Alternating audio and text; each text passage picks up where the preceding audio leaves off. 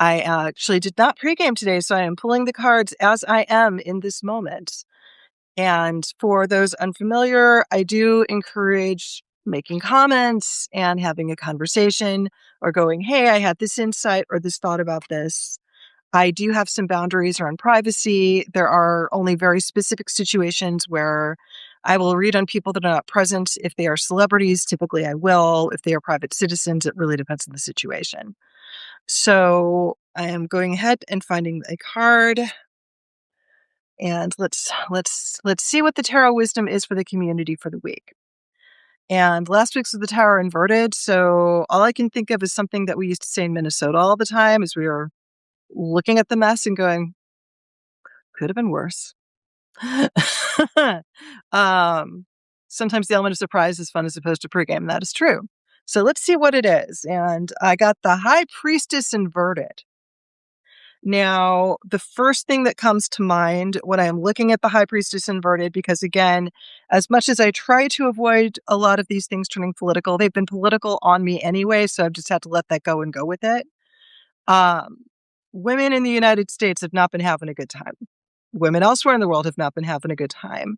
And the High Priestess is very much about a lot of feminine power in a different way from the Empress. And I've talked a lot about the Empress. I am in my Empress phase. I have a family. I have kids. I am trying to create prosperity in increasingly impossible situations. And there's a lot of women in that position.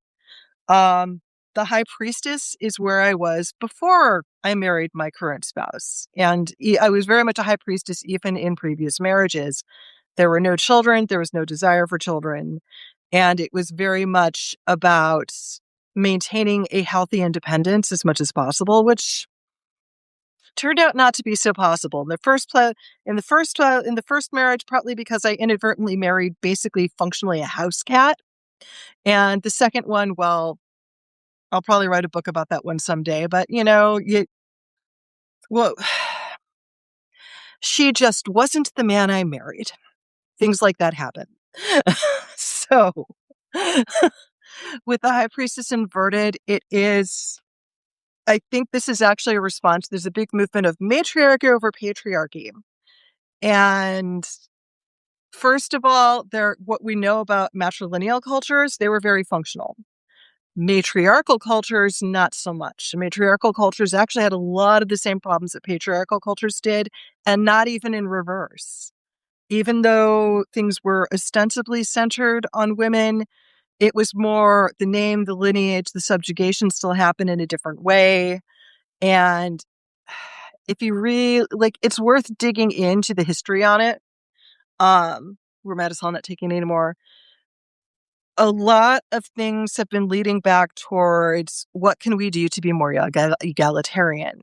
And one of the reasons that some of these people have made a political deal out of same-sex relationships, out of trans and queer relationships, is quite simply because there is no discernible hierarchy, and yet those relations still function.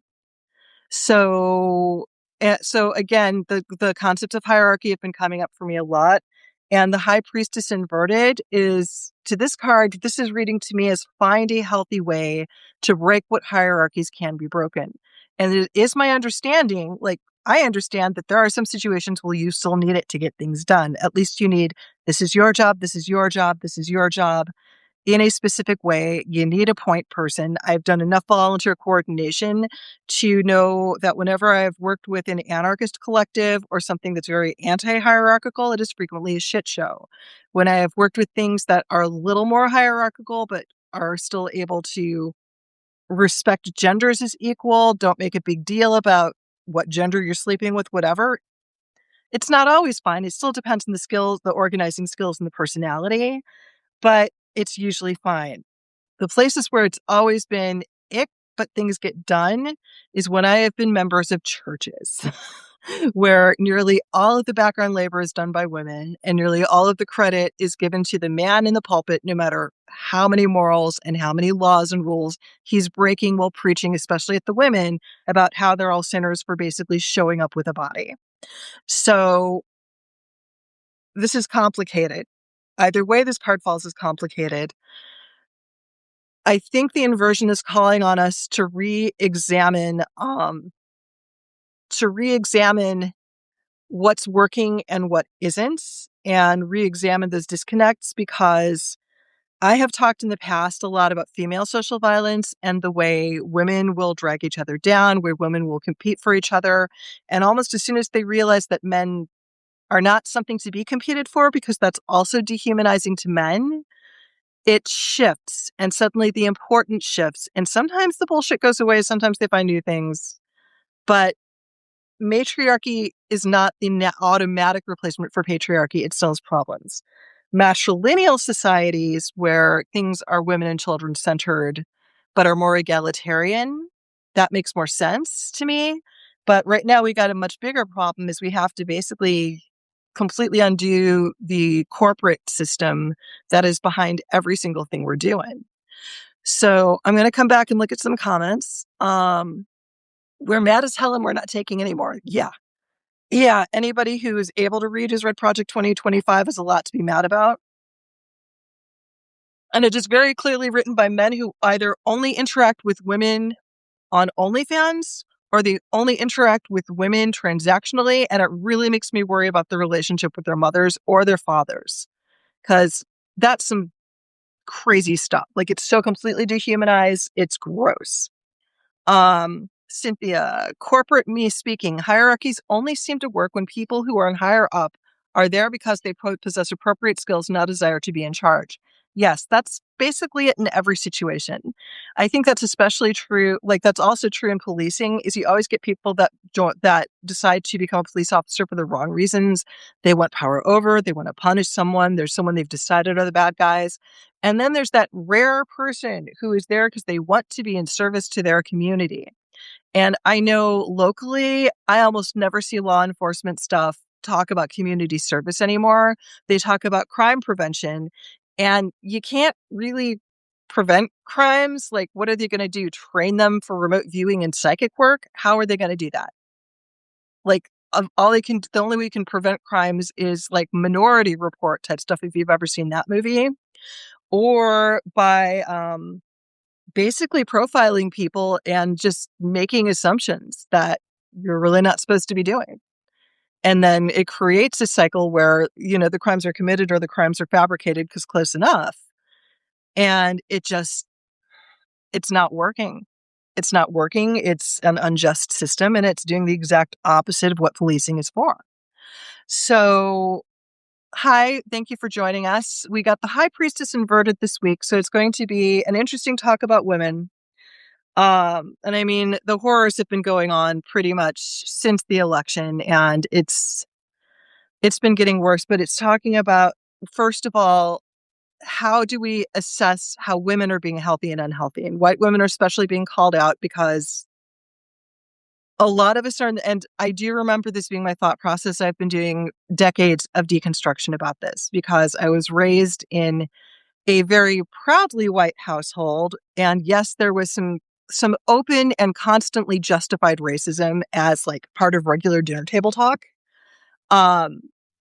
And so disentangling from that has taken me, like, I just turned 50. So I started realizing something smelled off about the time I was 13, and I had made my first Black friend, and he was nothing like what my parents kept talking about. And then by the time I got in my 20s and I dated a Black man, and it was a family scandal for no other reason he was Black. And the only reason my mother got over that was because he was a Star Trek fan. So when you're looking at these situations, part of it, and I remember thinking through this, is a lot of white women, and I know this was for me for a long time, was well, at least I have this protection of white men. Except we don't. Men don't protect white women. They protect themselves. They protect their power structures, because even the men that claim to be more liberal will freely admit, hey, I benefit from the system as it is, and there's a lot of reasons I don't want it to change. Which means that there is not motivation. And now I am coming into my age of invisibility. I am not sexually viable. I can't make babies. I am available for childcare. But I've also figured out when I was 40 that I was queer, so things are a lot different for me anyway.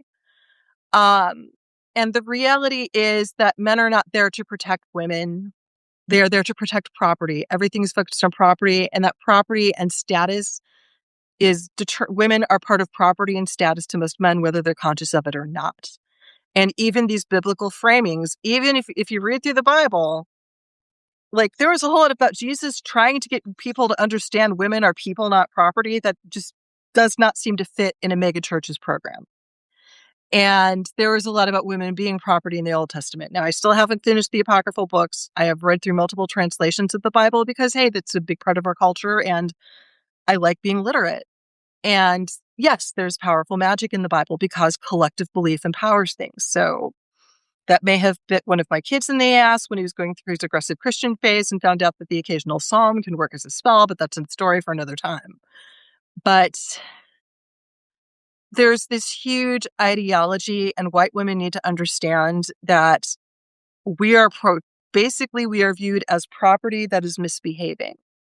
Even the women that are playing along, even the women that feel like they have some superiority over other women for being obedient enough, it is still the same problem.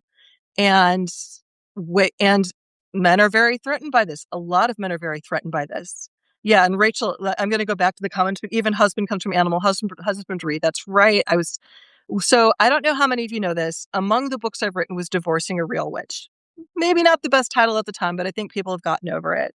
And it was basically a self-care manual for people going through divorce because I went through my first divorce at 26. And there was nothing for support, a lot of judgment, even in the pagan community, but not a lot of support. And one of the things that came up in my research about the history of marriage is husband and wife were actually job titles. So if you weren't part of landed gentry, you were a fishwife or you were you were doing animal husbandry. So it was things you took care of in a specific way because marriage was not based on love matches until very recently. And so, and Rachel, I use spouse. Well, I always did prefer spouse or partner. And I mean, now that I'm married to someone non-binary, spouse is pretty much the only correct term in English. So I'm going to come back here. Cynthia, the remote viewing comment reminded me of the movie The Men Who Stare at Goats, which isn't entirely relevant. But if you haven't seen it, needed a version. I'm trying to remember if I watched it. I've heard of it, and it was hysterical from what I heard. And Cynthia, and different translations have historically been approved by different people in charge. He went to read it a certain way. Cough, cough, King James. Yeah, King James isn't the only one who got funky with it. I'll tell you that. Um, and it's a complicated thing because King James is the one that has all of the North American folk magic stuff attached. So it's unavoidable in some traditions. Okay, and so we've covered the stuff. So on the High Priestess, typically the High Priestess card, when it shows up for someone, whether it's inverted or direct, this is a time to really think about what your place in the world is, really look at how the world sees you and how you see the world. And if it's not matching up, something needs to be brought in alignment. Now, some people will go, the world doesn't have quite the right idea about me, and I'm going to use that to my advantage. And there are some times where that is definitely the thing to do, especially if it's a matter of personal safety. And Jennifer's asking for the movie title. The movie title is The Men Who Stare at Goats. I think that's one we were talking about. So it is a time to look at the world may see me this way, but this is who I am. And I know when I am still behind. I was doing a tarot integrations for the 2026 tarot reading that I did back in October that I didn't release till December because life happens a lot to me pretty hard. And I am working through the rest of those tarot integrations. So I'm debating just releasing them all at once or something just to make sure I don't fall behind again. I'll figure that out when I figure it out. Those of you who know my everyday life know that, it's more, it's not that it is constant chaos. So it's a scale of chaos where I can sneak writing in between. But one of the things is that one of the first things I brought up was, okay, so for example, I'm large, I'm Polish. I grew up in a place where because I was Polish, because I was larger, people automatically assumed I was kind of dumb. because only dumb people get fat, which just means that you do not understand anything about how deeply diverse biology is and how many factors can change a body. But also I was a teacher's kid, which meant that there was an assumption that I would be a complete goody-goody and rules lawyer, and I was kind of raised to be one. And then there was me, but me, Diana, separate from those things projected on me is, one, I'm a frustrated athlete. My mom thought that I would catch lesbian from athletics, so she would even try to interfere with me doing aerobics. I mean, it still took a while, but kinda. But not from sports, because no. Um, and also it was a thing where crap. I've been going on very little caffeine since my injury because it's hard to get it before these events. Yeah, Rachel, well, believe me that there is some crazy that I have been in therapy for years and I still cannot process all the crazy. I sometimes write it down and use it for comedy dialogue because it is that nuts with some of the stuff I grew up with. Um, but it was also I do have a little bit of chaos goblin in me. I do like to play pranks. I'd like to punch up with my pranks rather than down. But I do like to play the occasional prank on people. I can be very playful. I can be very active. I can be very silly. So, and that expresses as an adult me being somewhat whimsical. And so when you're looking through the High Priestess inverted, comedy, tragedy going hand in hand. It's what every professional writer wants. I just wish I were better at writing fiction because it would go so much further. So hi, Zoe. Thank you for joining us. We are talking about the High Priestess inverted. Well, I am gently giving trying not to trauma dump, but giving small pieces of my childhood trauma for context about uh, the meditation being called for is basically spending some time this week thinking about how the world sees you as opposed to who you really are. And as you know, sometimes the world is wrong about you. And sometimes you want to lean into the world being wrong about you. And so this is kind of the shadows, some of the clever shadow side of the High Priestess as well, is the power to let people be wrong so you can get to where you need going. And there's just a lot going on with this card. Like, it feels even deeper, and I'm kind of wondering. So I'm about to hop over in a minute or so, because wow, it's 9:56. I've been talking a lot today for me. So the next one I do is for my Patreon members. Joining the Patreon is free. Of course, I do encourage you to join up for other benefits, but I do a 3-card draw next over at the Spirited Witch Patreon.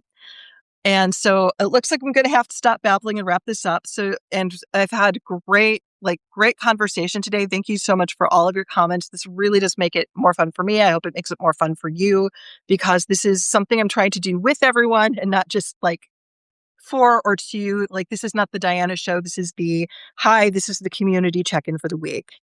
So the contributions are very much appreciated. And I'm about to hop over to the Spirited Witch Patreon. You can sign up for free, and that does give you, I think it gives you access to the lives. It gives you access to the lives and the chats.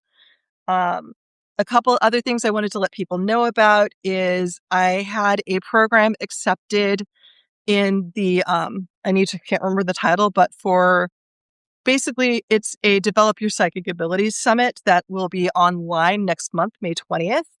So I'm doing a pre-recorded one on magical modalities, which is learning how to understand your body language, understand how you're already receiving intuitive information and psychic information without even necessarily needing to go altered state or, go into deep ritual exercises. But hey, you're already getting this information. Here's how you learn how to recognize it. And I will be on a panel. I don't know which panel yet, but that's coming up. So that is one of the projects that have been sidelining me a little bit this week and the last week. And there are other things coming. I did finally start the Animism 101 series that is based on the uncultivated nature. And right now, the new books on urban magic are out. We're shopping publishers right now just to see who the project fits best with. Wow, I am doing good with the words today.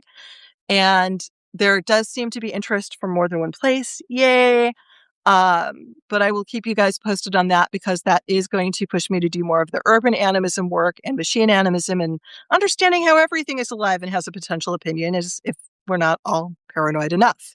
But these are allies that can get into places we can't necessarily. So this may come in handy in the future. So that's what I've got for now. I'm going to be hopping over to the Patreon. Feel free to sign up and join me there. And thank you so much. Yes, words is hard. I haven't even practiced my Spanish yet today. Yikes. Okay. Stay magical, everyone. Thank you so much for spending the time, and I will see you all soon.